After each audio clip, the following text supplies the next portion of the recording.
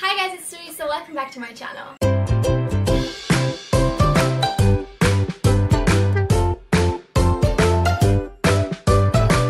First off, since you guys seem to really enjoy the last video I filmed here with the camera sitting right in the window and like all the bird noises in the background, I thought I'd do it again because they're super noisy again today. And it's such a lovely day, so I thought I'd enjoy the spring breeze while filming this, and you'll get to enjoy the lovely bird sounds. But on to the actual topic of the video. So today I'm going to be doing a book review for Red Clocks by LENI ZUMAS. This is a 2018 release, and as you guys might know, I am doing like individual book review videos for all 2018 releases that I read this year, so that is what I'm here to do today. A wasp just came into my room and instantly flew out again, so let's hope that doesn't happen more frequently.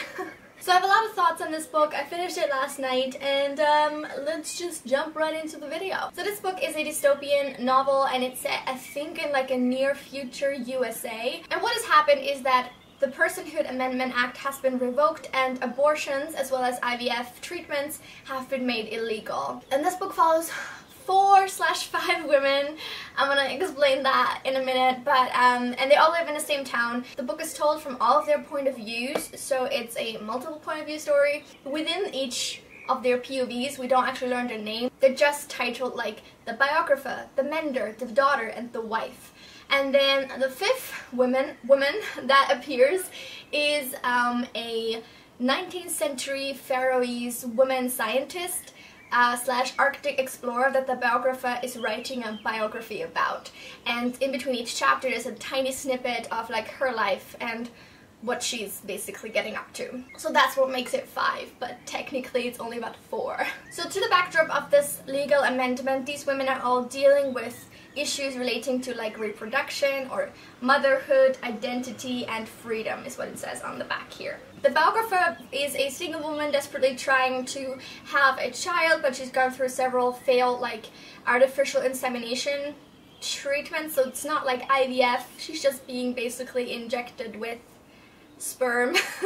And then we have Susan, who's a frustrated mother of 2, who's not happy with her marriage. We have Mattie, who is the daughter. She finds out that she's pregnant and she's just a teenager.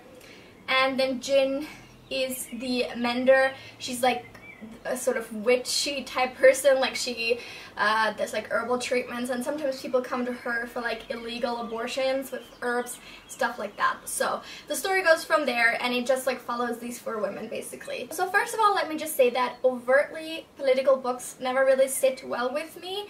When I read them, I always have this like tense feeling just waiting for a like unwanted opinion to be crammed down my throat, or I don't really know what it is because that doesn't really happen all that often, but I'm just kind of always very apprehensive of books like this because I worry that I'll be like lectured, or that there'll be like a pre-made opinion that's being spoon-fed to me. So I was actually pleasantly surprised that that wasn't really a big issue that I ended up having with this book. However, it definitely has a very specific point to make, and I feel like it just keeps making that very same point over and over and over. And what I was hoping to get from this book is sorry about the rooster crowing. I don't know what's up with him. What I was hoping to get out of this book is to like have it start off by making possibly a specific point, but then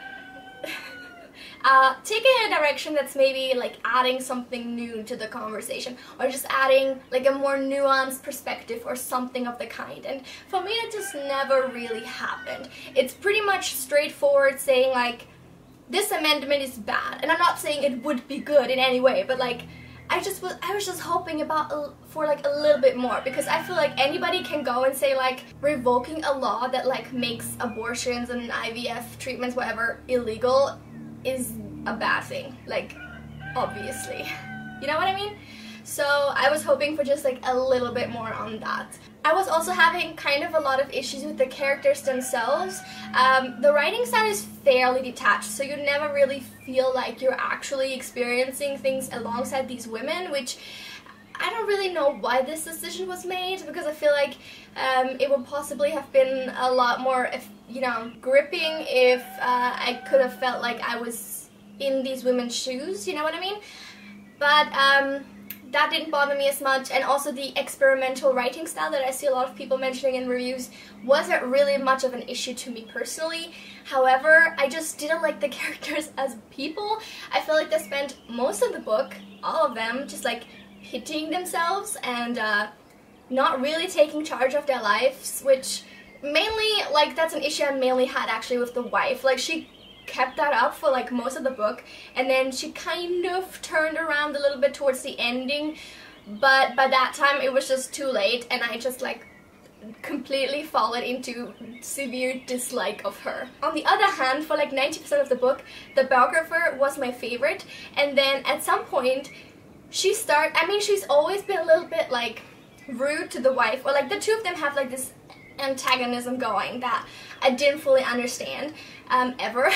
But towards the end she starts making like remarks that are very judgmental of women who choose to be like stay-at-home mothers, or who choose to follow traditions that aren't considered super feminist, like taking your husband's name or whatever. And it's even like mocking the fact that just because it's a choice that they have doesn't mean it's a good one. It doesn't mean you can't criticize it, which I'm like, what?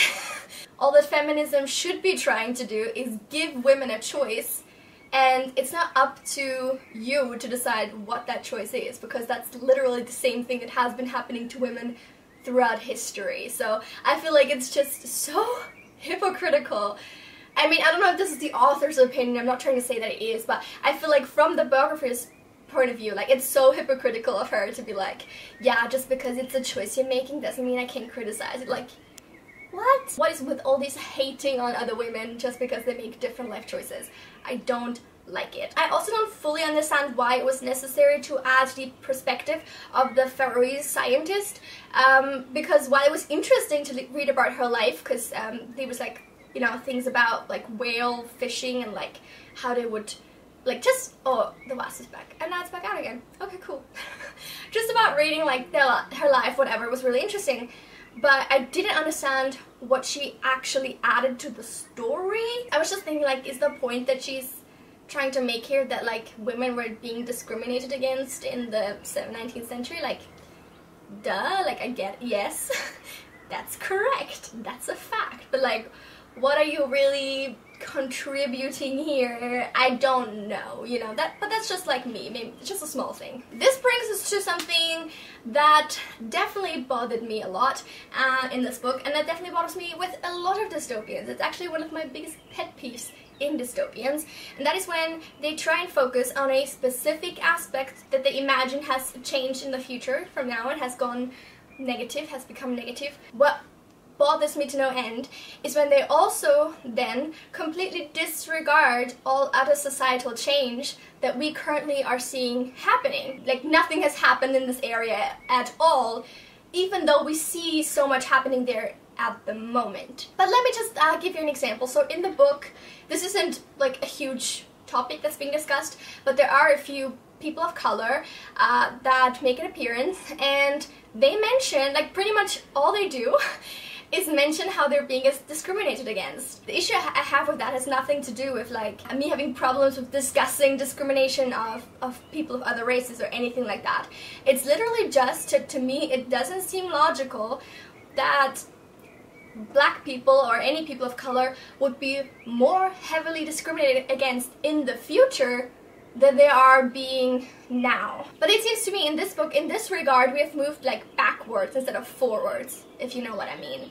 And that doesn't really seem logical. But if we say, okay, this is a non-issue, the book isn't set in the far future, it's set in the near future, and this huge jump towards a complete acceptance of people of all races and like zero discrimination of anyone hasn't happened yet, it's impossible to have happened yet, it still doesn't completely resolve the issue for me. Because then that, for me, comes with other questions of logic. Like, that makes me question the entire premise of the book, actually. Because basically the book claims that the US could have a new president that institutes this law that forbids abortions from happening. and that just goes over smoothly. Like, there's very little backlash of the community. There's some sort of something in that vein is being mentioned towards the end, but it's not really a big portion of it, and I just cannot help but question the logic behind that. Like, for me, that isn't realistic. For me, I wouldn't think like, yes, that's how it's going to happen. I'm not sure if I'm explaining this correctly, but in general, not just for this book, in general, I have an issue with dystopians set in a near future that kind of make a quick change happen, then completely disregard the backlash, or dystopians set in the far future that completely disregard all other societal change that would have inevitably happened until then, besides the one point that they're trying to focus on. I think that was the most coherent sentence I've said on this entire topic, so we're just gonna leave it at that. But definitely let me know what you think about that, because I think it's interesting, and it's definitely just like my perspective. Like, it's just my opinion, it's not a fact.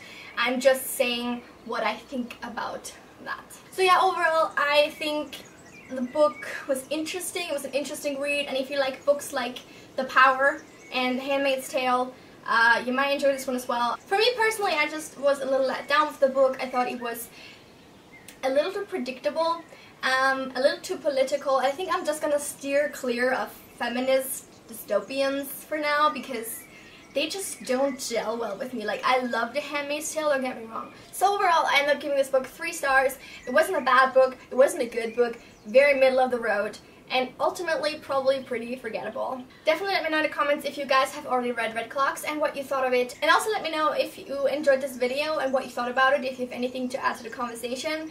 Definitely please do, because this is just my stream of consciousness as I experienced it while reading this book, and again, it's an opinion and not a fact. Thank you so much, you guys, for watching this video. Don't forget to check out my playlist of all 2018 releases that I've reviewed so far, and don't forget to like this video and subscribe to my channel for new uploads every Tuesday and Friday.